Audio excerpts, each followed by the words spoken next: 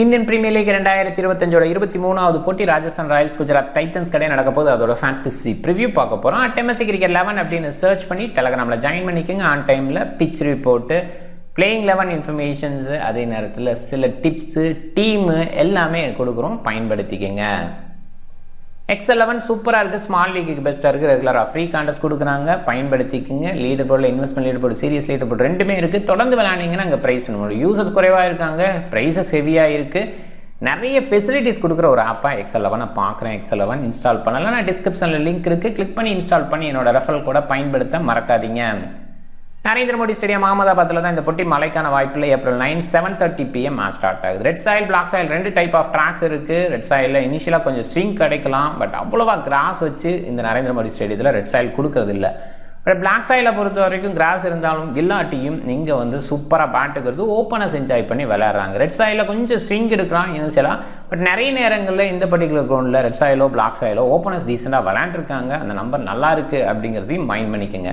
Later பேஸில் கொஞ்சம் down ஆகலாம், ட்ராக் பேஸில் அண்ட் ஓவராலாக, பட் இப்போதைக்கு அந்த மாதிரி இருக்காது, பெருசாக போகாது அப்படின்னு தான் நான் நினைக்கிறேன். லேட்டராக இந்த சீரியஸோட லேட்டரில் மேட்சஸ் நடக்கும்போது அங்கே லேட்டர் பேஸில் ஸ்லோ ஆகும். இப்போ பேஸ் வேரியேஷன் கொடுக்க பவுலர்ஸ் எண்டில் விக்கெட்ஸ் எடுக்க முடியும். இதுதான் இந்த பர்டிகுலர் கிரவுண்டு டெம்ப்ளேட்டாக இருந்திருக்கு. அண்ட் ஆரம்ப காலத்தில் ஸ்லோ ட்ராக்ஸ் அப்படின்ற மாதிரி தான் இருந்திருக்கு. ரீசெண்ட் இயர்ஸில் அது டோட்டலாகவே மாறி இருக்குது. பெல்டராகவும் ட்ராக்ஸ் இருந்துக்கிட்டு இருக்குது. அண்ட் முதல் சீசனில் GT 200+ அப்படின்ற அந்த இடத்துல பெருசாலாம் வரல, பட் சொல்லப்போனால் வரல அப்படின்னு தான் சொல்லணும். பட் கடந்த 2-3 சீசனில் 200+ அப்படின்னு வந்துக்கிட்டு இருக்கு, மைண்ட் பண்ணிக்கோங்க. 27 போட்டியில் 11 பேட் ஃபர்ஸ்ட் வின்னு, 15 சேசிங் ப்ரிஃபர் பண்ணுவாங்க. பின்னாடி டியூ ஃபேக்டர் அப்படிங்கிற இல்லாட்டி சில்னஸ் ஆட் ஆகும்போது கொஞ்சம் பெட்டராக பேட்டுக்கு வரும் அப்படின்றனால சேஸ் ப்ரிஃபரபிள். 179 பேட் ஃபர்ஸ்ட்டுக்கான ஆவரேஜ். அண்ட் ரீசெண்டாக கொஞ்சம் இம்ப்ரூவ் ஆகிருக்கு. டோட்டலாக 40 போட்டி 17 பேட் ஃபர்ஸ்ட் 22 சேசிங்க அது இருந்துக்குங்க. அண்ட் பேட் ஃபர்ஸ்ட்டு சேசிங் ரெண்டுக்குமே விக்கெட் பேஸில் மாற்றம் இல்லை, 6-5 அப்படின்ற மாதிரி ஆவரேஜாக இருந்திருக்கு. பஞ்சாப் கிங்ஸ் 243க்கு 5 அப்படிங்கிற ஹை ஸ்கோரை பதிவு பண்ணியிருக்காங்க. அண்ட் GT 89க்கு 10 அப்படின்னு லோ ஆகிருக்காங்க. 150 பிலோவா 4 times, 190 above 10 times, medium score 12 times. And இந்த ரெண்டு டீமுமே ஓரளவுக்கு ஸ்ட்ராங்கான டாப் ஆர்டர்ஸ் வச்சுருக்காங்க. ஸோ அந்த பேஸில் பார்க்கும்போது ஒரு 170 180ங்கிறது மினிமம் எதிர்பார்க்கலாம். 200+ வந்தால் ஆச்சரியப்படுறதுக்கு இல்லை. GT 6 ஓரளவுக்கு இந்த பர்டிகுலர் கிரவுண்டில் ரெண்டு டீம்ஸுமே நிறைய விளையாண்டுருக்காங்க. GT 19 போட்டியில் 10 வின்னு 8 லாஸு, 7 பேட் ஃபர்ஸ்ட் வின்னாகவும் 3 சேஸ் வின்னாகவும் இருக்குது. உங்களுக்கு பேட் ஃபர்ஸ்ட் பண்ணும்போது ரன் சார்ந்து போடுவோம் வைக்கும்போது கண்டிப்பாக சக்ஸஸ் இருந்திருக்கு. 194 பேட் ஃபர்ஸ்ட்டுக்கான ஆவரேஜ். அண்ட் அதனால தான் பேட் ஃபர்ஸ்ட்டில் நிறைய ஜெயிச்சிருக்காங்க அப்படின்னு புரிஞ்சுக்கிறது முடியுது. அண்ட் சேஸ் பண்ணும்போது 168 அப்படின்னு முடிஞ்சிருக்காங்க. பேட் ஃபர்ஸ்ட் பண்ணும்போது ஆவரேஜ் 5 விக்கெட், சேஸ் பண்ணும்போது ஆவரேஜாக 4 விக்கெட். சக்ஸஸ்ஃபுல்லாக 182 தான் அங்கே சேஸ் பண்ணியிருக்காங்க. RR பொறுத்த வரைக்கும் 10 போட்டியில் ஜெயிச்சிருக்காங்க 16ல். அண்ட் இவங்களோட பர்சன்டேஜ் கொஞ்சம் பெட்டராகவே இருக்குது. 19 விளாண்டு 10 வின் பண்ணியிருக்காங்க, 16 விளாண்டே 10 வின் பண்ணியிருக்காங்க. லாஸுங்கும் போது 6. அண்ட் பேட் ஃபர்ஸ்ட்டு வின்னுங்கிறது 4 இருந்திருக்கு, சேஸ் பண்ணும்போது இங்கே 6 இருந்திருக்கு. சேஸ் பண்ணும்போது RR கொஞ்சம் பெட்டராகவும் இருந்திருக்காங்க. அண்டு ஆவரேஜை பாருங்கள், கண்டிப்பாக GT பெட்டராக இருக்காங்க. அண்டு பேட் ஃபர்ஸ்ட்டு விக்கெட்டு 7 இருந்திருக்கு ஆவரேஜாக, சேஸ் பண்ணும்போது ஆவரேஜ் 5 விக்கெட்டு. அண்ட் ரீசன்ட் ஸ்கோர்ஸை பாருங்கள், கண்டிப்பாக ஹை எண்டில் நிறைய இருந்திருக்கு, மைண்ட் பண்ணிக்கோங்க. ஒரு இடத்துல மட்டும் ரொம்பவே லோ, அதர்வைஸ் ஸ்கோர் கண்டிப்பாக பெட்டராக இருக்குது. குஜராத் டைட்டன்ஸு நான் இதுக்கு முன்னாடியே சொல்லியிருக்கேன், இந்த யூனிட் பக்கா யூனிட்டு, பர்ஃபெக்டாக எல்லா விஷயத்தையுமே கால்குலேட் பண்ணியிருக்காங்க.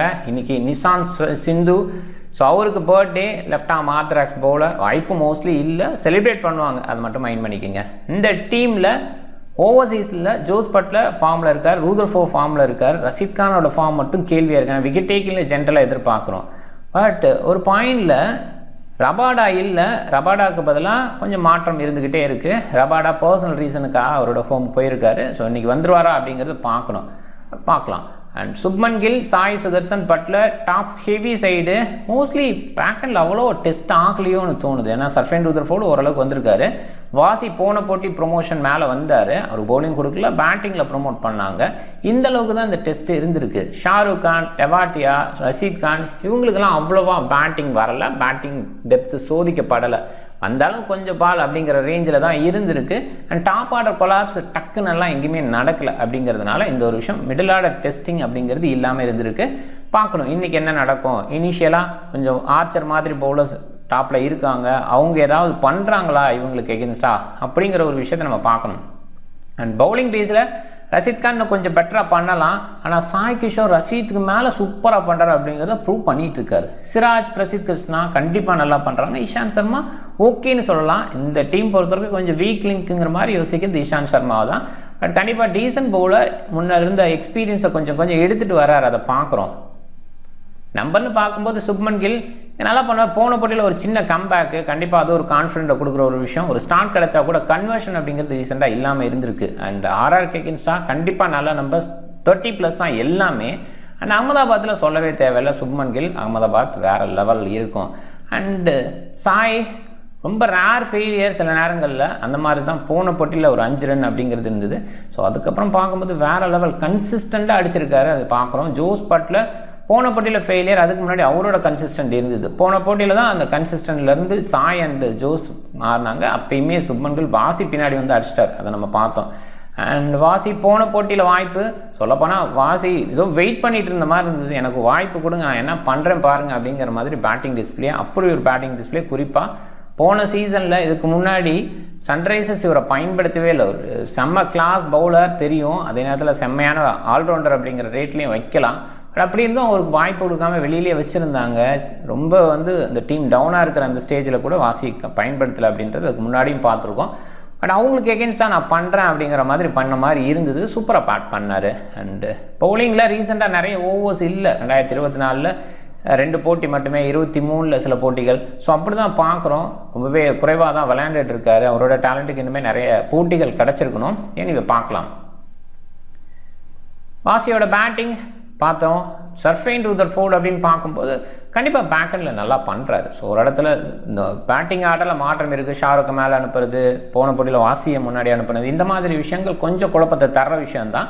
பட் ஸ்டில் சர்ஃபைன் ரூதர்ஃபோர்ட் நல்லா பண்ணுறாரு அப்படின்றதுல டவுட்டே இல்லை. ராகுல் டெவாட்டியா பாருங்கள், ஸோ அந்தளவுக்கு கிரேட்டாக ஃபீல் பண்ண முடியல. பட் ஸ்டில் லேட்டாக வர்றதுனால தான் அது அவருக்கு ஸ்கில் பேஸில் எந்த டவுட்டும் கிடையாது. ரஷீத் கான் விக்கெட் டேக்கிங்கில் ரொம்பவே கஷ்டப்படுறார். பேட்டிங்கில் வந்து ஒரு சின்ன கான்ட்ரிபியூஷன் கொடுக்க முடியும் பேக்கெண்டில். அண்டு ரஷீதோட பவுலிங்கை பாருங்கள், கடந்த 3 போட்டியிலுமே விக்கெட் எடுக்கலை. இது மாதிரி ரஷீத் கானை நம்ம பார்த்துருக்கவே மாட்டோம். அதுக்கு முன்னாடியெல்லாம் பாருங்கள், இங்கே ஆர்ஆர்கே அகெயின்ஸ்டாக டீசெண்டாக நம்பர்ஸ் வச்சுருக்கிறதெல்லாம் பார்க்குறோம். சாய் சொல்லவே தேவையில்லை, இந்த சீசனில் பெஸ்ட் அவுட்புட்டை கொடுத்துட்ருக்காரு, கன்சிஸ்டண்ட்டாக கொடுக்குறாரு, பயங்கர பிரில்லியண்ட்டாக இருக்கார், பயங்கர கான்ஃபிடென்ட்டாக இருக்கார். அது ரொம்ப முக்கியம்.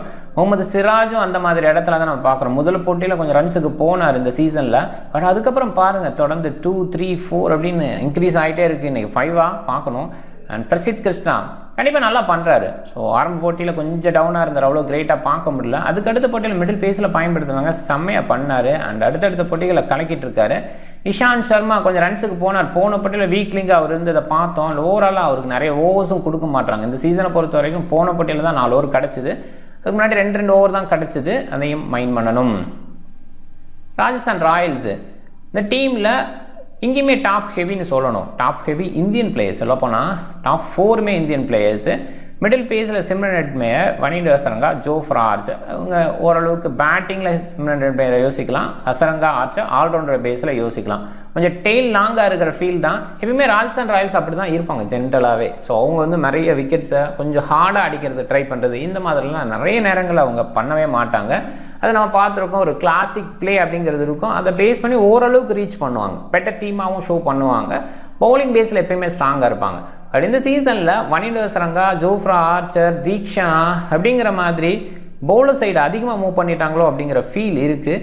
பேட்டர் சைடு கொஞ்சம் கான்சென்ட்ரேட் பண்ணியிருக்கலாமோன்னு தோணுது. ஏன்னா அதுக்கு முன்னாடி ஜோஸ் மாதிரி ஆட்கள்லாம் மேலே இருப்பாங்க. ஸோ இப்போ பார்க்கும்போது அதை கொஞ்சம் டவுனாக ஃபீல் பண்ணுற மாதிரி இருக்குது. ஸ்டில் ஜெய்ஸ்வால், சாம்சனு இவங்கெல்லாம் இந்தியன் பேட்டர்ஸு, இப்போ இன்டர்நேஷனலில் விளையாண்டுட்டு இருக்க பேட்டர்ஸு, ஃபார்மில் இருக்க பேட்டர்ஸு. அதனால் கண்டிப்பாக அந்த இடத்துல ஓகே. அதே மாதிரி ரியான் பராக்கோட கன்சிஸ்டன்ட் போன சீசன்லேருந்து இருந்துக்கிட்டு இருக்குது.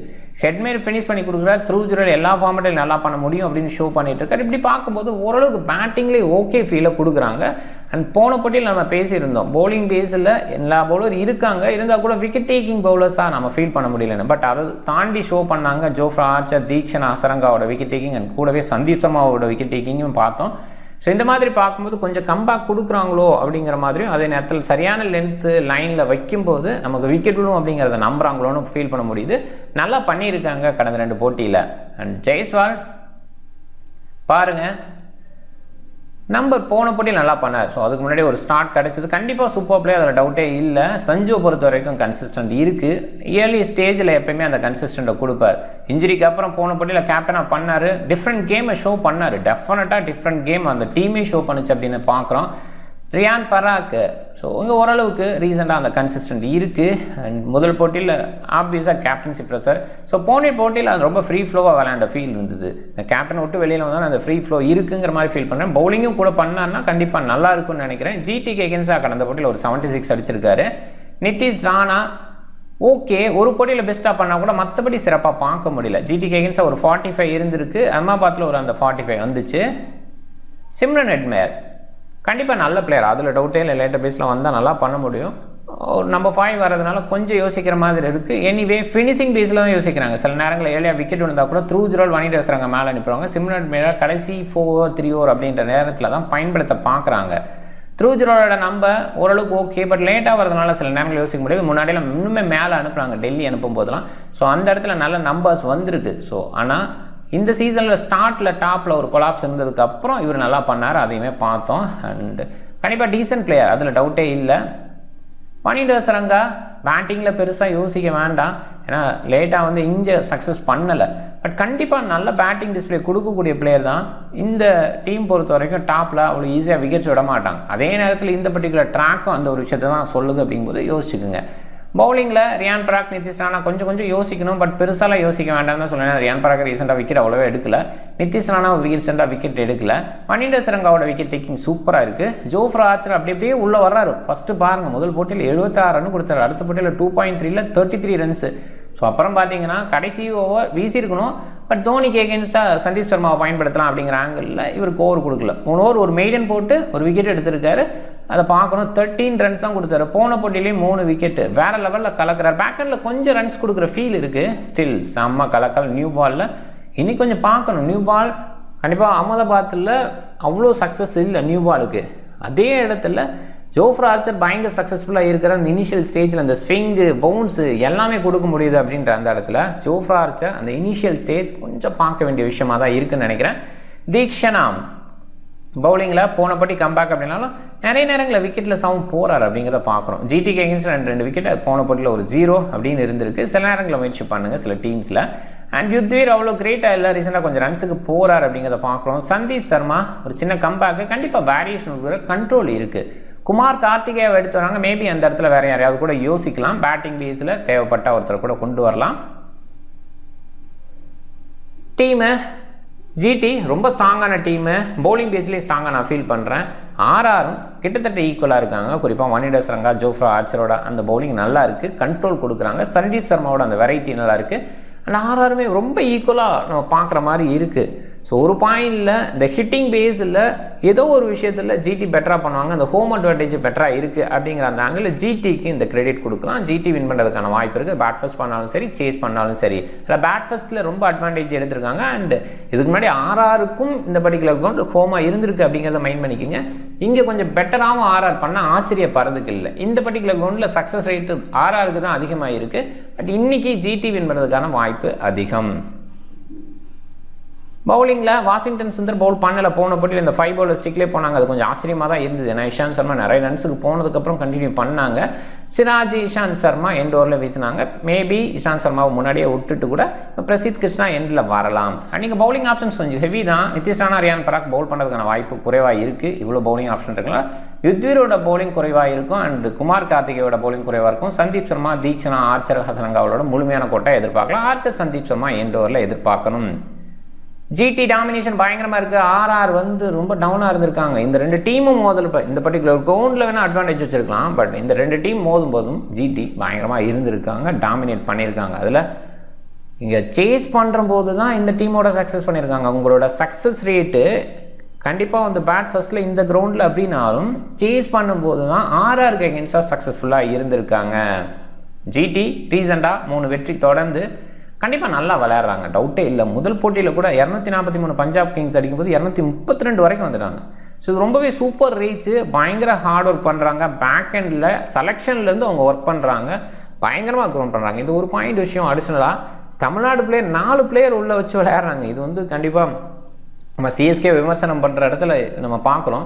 பட் ஜிடிஏ ஒரு வகையில் விமர்சனம் பண்ணுற மாதிரி தான் இருக்குது. ஏன்னா தமிழ்நாடு பிளேயர் 4 பேர் இருக்காங்கன்னா குஜராத் பிளேயர் அங்கே 4 பேர் இருக்காங்களா அப்படின்னு அங்கே ஒரு கேள்வி வருது இல்லையா. ஸோ எனிவே நல்லா பண்ணுறாங்க அப்படின்னு தான் நான் சொல்லணும். ஆர்ஆர் ரீசெண்டாக கடந்த 2 போட்டியில் கம்பேக் கொடுத்துருக்காங்க. அண்ட் இந்த 2 டீம் கடையில் மோதலும் போது கடந்த 3 போட்டியில் ஜிடி அண்ட் ஓவராலாகவே ஒரே ஒரு போட்டியில் தான் ஆர்ஆர் ஜெயிச்சிருக்காங்க. பாருங்கள் டாப் 14 கண்டிப்பாக டாப் ஆர்டர்ஸை மிஸ் பண்ண முடியாது இந்த பர்டிகுலர் கிரவுண்டை பொறுத்த வரைக்கும். இருந்தால் கூட கொஞ்சம் ரிஸ்க் எடுக்கணும். ரெட் சாயில் இருக்கும்போது ரிஸ்க் எடுங்க. டாப் ஆர்டர் மிஸ் பண்ணி ட்ரை பண்ணுங்கள். சுப்மன் கில் சக்ஸஸ்ஃபுல்லாக இருந்திருக்காரு. சஞ்சு, ஜெய்ஸ்வால், சாய் சுதர்சன், ரியான் பராக், பட்லர் இவங்கெல்லாம் டாப் 6 இருக்கிறவங்க. அதாவது இந்த யூனிட்டில் 3 அந்த யூனிட்டில் 3 அப்படிங்கிற மாதிரி. சர்ஃபைன் ரூதர்ஃபோர்டு பாசிபிளாக 1 டவுன் செகண்ட் டவுன் அப்படின்னு வரலாம். இல்லை கொஞ்சம் மாற்றமும் நடக்குது. சில நேரங்களில் ட்ரை பண்ணலாம். மிஸ் பண்ணும்போது சில நேரம் நமக்கு ஜிஎலும் மிஸ் ஆகுது. அதையுமே மைண்ட் பண்ணிக்கோங்க. வனிண்டோ சரங்கா, ஜோஃப்ரா ஆர்ச்சர் பயங்கர சக்ஸஸ்ஃபுல்லாக இருக்காங்க பவுலிங் பேஸில். தீக்ஷனா சில நேரங்களில். சாய் கிஷோர் சூப்பராக பண்ணியிருக்காரு இந்த சீசனில். சிராஜோட பவுலிங் கலக்கிட்டு இருக்காரு. Sandeep Sharma end over and Prasidh Krishna end over வீசுறதுக்கு வாய்ப்பு இருக்குது. அண்ட் ஓரளவுக்கு நல்லாவும் பண்ணுறாரு. பிளாக் சாயில் இருந்தால் கொஞ்சம் பெட்டர் அவுட்புட் பிரசித் கிருஷ்ணாவுக்கு கிடைக்கும். பிக் பேஸில் ரஷீத் கான், தீக்ஷனா பயங்கர கலக்கலான பவுலர்ஸாக நம்ம பார்த்துருக்கோம். கொத்தாக விக்கெட்ஸ் எடுத்த பவுலர்ஸாக இருந்திருக்காங்க. பட் ரீசெண்டாக அவங்களுக்கு அவ்வளோ சக்ஸஸ் கிடைக்காதனால குறைவாக பிக் பண்ணியிருக்காங்க. பிரசித் கிருஷ்ணா அண்ட் சந்தீப் சர்மா இவங்களும் சக்ஸஸ்ஃபுல் பவுலர்ஸாக இருந்திருக்காங்க. பட் சந்தீப் சர்மா ரீசெண்டாக அந்த கண்ட்ரோல் கொடுக்குற அளவுக்கு விக்கெட்ஸ் கொடுக்குறதில்ல. அதே மாதிரி தான் பிரசித் கிருஷ்ணா சைடும் சொல்லணும். பட் கம்பேக் பண்ணியிருக்காரு. கடந்த 2 போட்டியில் 2 பேருமே கம்பேக் பண்ணியிருக்காங்க. சுப்மன் கில், சாய் சுதர்சன், ஜோஸ் பட்லர் நிறைய பேர் கேப்டனாக ட்ரை பண்ணியிருக்காங்க. குஜராத் டைட்டன்ஸுக்கு ஃபேவராக இது இருக்குது. பட் இதில் கொஞ்சம் ஒரே ஒரு ரிஸ்க்கை மட்டும் நான் வைக்கிறேன். ஆர்ஆரோட new ball bowler Jofra Archer. அப்படி யோசிக்கும் போது இவங்களை கேப்டன்ஸாக ட்ரை பண்ணலாமாங்கிற பயம் வருது. ஜெய்ஸ்வால், சஞ்சு அண்ட் ரியான் பராக்கை கண்டிப்பாக ட்ரை பண்ணலாம். இவங்க இன்னிங்ஸ் பேஸில் பில்ட் பண்ணக்கூடிய குவாலிட்டி இருக்கிற பிளேயர்ஸ். இந்த பர்டிகுலர் கிரவுண்டை பொறுத்தவரைக்கும் டாப் 3 சக்ஸஸ்ஃபுல்லாக இருந்திருக்காங்க. அண்ட் அந்த பேஸில் யோசிக்கலாம். இவங்களையும் ட்ரை பண்ணலாம். Team Jos Buttler, Sanju through ஜீரோவில் ஒரு சில டீம்ஸில் ட்ரை பண்ணுங்க. கொஞ்சம் லேட்டாக வரதுனால யோசிக்கிற மாதிரி இருக்குது. கில்லு, சாய், ஜெய்ஸ்வால், ரூதர்ஃபோர்டு ஒரு சில டீம்ஸில் ஆல்ரவுண்டர் அசரங்கா, ரியான் பராக்கு, நிதிஷ் ராணா கூட சில இடங்களில் ட்ரை பண்ணலான்னு நினைக்கிறேன். அண்ட் இல்லை பவுலர் சைடு கொஞ்சம் மூவ் ஆகணும் அப்படின்னு நினச்சிங்கன்னா ஜோஃப்ரா ஆர்ச்சர், ரஷீத் கான் அவ்வளோவா கிரேட்டாக ஃபீல் பண்ண முடியல. சிராஜ், பிரசித் கிருஷ்ணா ஒரு சில டீம்ஸில். சாய் கிஷோர் ஆப்வியஸாக சூப்பராக பண்ணுறாரு. சந்தீப் சர்மா ஃபஸ்ட் பவுல் பண்ணுற மாதிரி இருந்தால் எடுத்துக்கலாம். ஸோ இது ஓகேவான விஷயமாக நான் பார்க்குறேன். கேப்டன் வந்து சஞ்சு சாம்சனை கேப்டனாக ட்ரை பண்ணலான்னு நினைக்கிறேன். இன்னொரு பக்கம் Jos Buttler vice captain. Right, Jos Buttler Jofra ஆர்ச்சருக்கு எகென்ஸ்டாக நல்லா விளையாண்டுருக்கார். அது வந்து நம்பராக பார்க்குறோம். ஸோ அதனால் ஜோஸ் பட்லரில் கொஞ்சம் ட்ரை பண்ணலாம். ஜோஸ் பட்லர் சில நேரங்களில் கொஞ்சம் மீடியம் ஸ்கோர்லேயும் போகிறாரு. கொஞ்சம் ரிஸ்க் எடுக்கணும் அப்படின்னு நினச்சிங்கன்னா வனிண்டோ சரங்கா, ஜோஃப்ரா ஆர்ச்சர் இது மாதிரி ட்ரை பண்ணலாம். வனிண்டோ சரங்கோட டீசென்ட் ட்ரை. ஜோஃப்ரா ஆர்ச்சர் இன்றைக்கி இந்த ஏர்லி ஸ்டேஜில் விக்கெட் அவ்வளோவா விழலைங்கிற இடத்துல கொஞ்சம் யோசிச்சு ட்ரை பண்ணுற மாதிரி இருக்குது. ஸோ அந்த பேஸில் மட்டும் ஜோஃப்ரா ஆர்ச்சர் கேப்டனாக ரேஞ்சுக்கு யோசிக்கிறது கொஞ்சம் டஃப். பட் பேட்டிங்கில் பேக்கெண்டில் கொஞ்சம் கான்ட்ரிபியூட் பண்ணலாம். இதெல்லாமே இருக்குது. ஒன் ஆஃப் த பிக் வந்து நல்ல பிக் அப்படின்ற மாதிரி பார்க்குறேன்.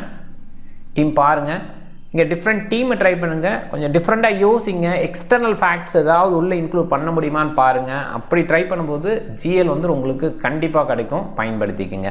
இந்த வீடியோ பிடிச்சிருந்தால் லைக் பண்ணுங்கள். உங்கள் ஃப்ரெண்ட்ஸுங்களுக்கு ஷேர் பண்ணுங்கள். சேனலை சப்ஸ்கிரைப் பண்ண மறக்காதீங்க. மிக்க நன்றி.